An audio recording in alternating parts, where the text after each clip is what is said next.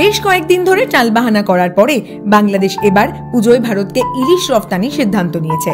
অন্তর্বর্তী সরকারের সিদ্ধান্ত মতো প্রথম কিস্তি 44,000 কেজি ইলিশ বৃহস্পতিবার বনগাঁর পেট্রাপোল সীমান্ত দিয়ে বাংলায় পৌঁছেও গিয়েছে।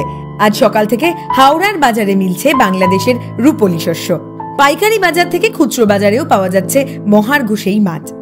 আক্ষরিক অর্থেই মহার্ঘ, কারণ 800 গ্রাম থেকে 1 কেজি ওজনের মাছ 1,000 টাকা কেজি দরে বিকোচ্ছে পাইকারি বাজারে। খুচরো বাজারের দাম আরো বেশি। জানা যাচ্ছে বাংলাদেশ নাকি 1 কেজি ওজনের ইলিশ ভারতকে দিয়েছে 1180 টাকা কেজি দরে। সীমান্ত পেরোতেই চড় করে বাড়ছে দাম।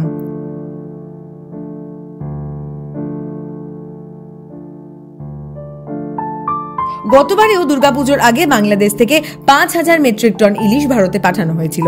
এবার বাংলাদেশ জানিয়ে দিয়েছিল দুর্গাপুজোর আগে ভারতে কোনো ইলিশ পাঠানো হবে না, কারণ ইলিশ অত্যন্ত সুস্বাদু মাছ। দেশের মানুষের চাহিদা মিটলে তারপরে রফতানির কথা ভেবে দেখা যাবে।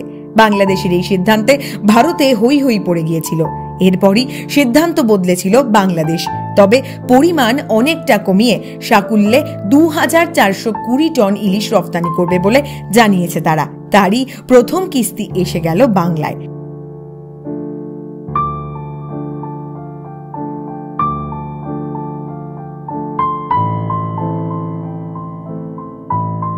পেট্রাপোল সীমান্ত থেকে ইলিশ সংগ্রহের পর মাছ ব্যবসায়ীরা অবশ্য জানিয়েছেন পরিমাণে কিছুটা কম হলেও এবারের ইলিশগুলি সাইজে বেশ বড়।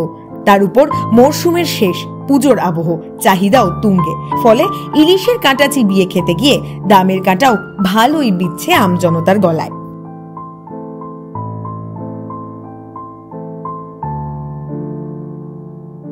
The world bureau.